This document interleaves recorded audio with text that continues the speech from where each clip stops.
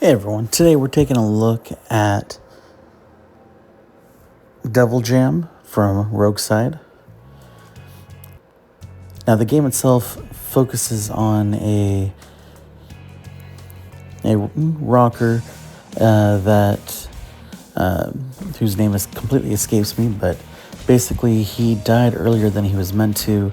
He had sold his soul to the devil to basically become more or less a rock god of some sort, and with the intention of that after he'd been relishing in his success for a while, that he would then be found dead and join the devil in hell.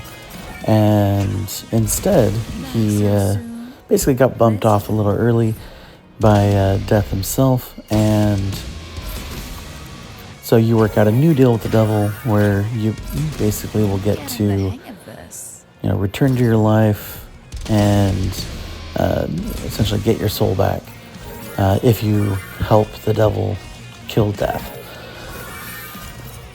And honestly, I was not expecting that storyline at all. When I first saw the game, I intentionally don't read much of the backgrounds before getting into them, because I like the surprise.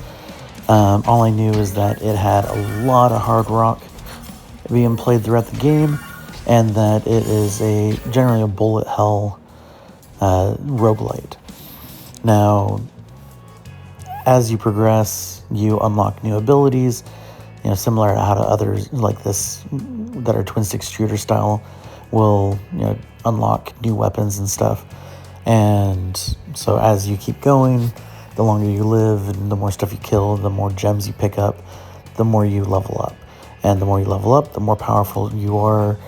And of course, the more powerful the enemies are too. Which I believe they're controlled more by the time on the clock than the actual number of enemies you killed or how strong you are. Now, of course, I could be mistaken on that, but that just seems to be the consistent way that the levels play out. Now, every stage that I've played so far in the hours I've put into this game already has all been the same main area. Now, that could mean that every stage is basically that same area. You're just wandering around killing different things until you achieve like a certain boss kill or something like that. I honestly don't know. Have not survived long enough to really see what that is. And one thing to also keep in mind too is there are items all over the place that you can trigger that basically give you temporary boosts. Now, in one level, I went around and triggered literally every single one of them in the map, and saw that it didn't benefit me that much. Now, the one that's going to benefit you the most, and you should probably save towards the end of you finally picking it up, is the magnet. Because the magnet pulls in everything that you can basically pick up and allows you to then basically get it instantly. And while that's happening, any of the special items you need for doing upgrades and stuff like that comes with it. And so what you really want to do to really maximize the use of the magnet is kill a ton of stuff. Go around, defeat as many enemies as you can, basically make it so that way you actually have a ton of that stuff around for later on in the level when you're basically on the verge of being overrun because of how strong the enemies are, and you need that bump. Well, as you continue to move around and dodge enemies, you're going to have a lot of that laying around it anyway. So when you trigger that, it pulls it all in, and you're likely going to see several level ups happen in succession.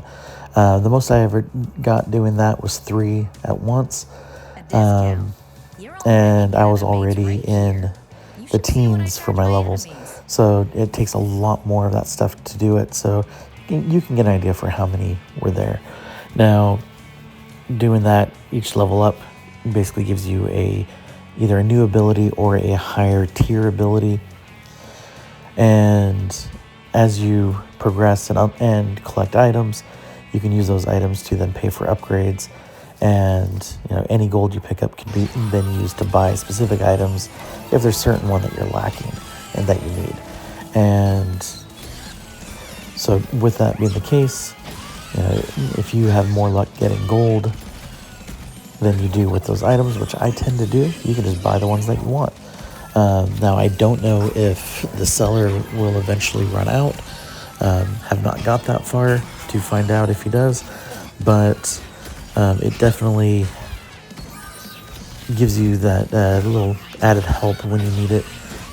Now, overall, we had a great time playing this game. The music rocks. Now, I wish that there was some vocals to go with it to really nail the vibe. The enemies are very cool looking, and just in general, we had a lot of fun. And like I said, we've already put hours into this, so well worth picking up.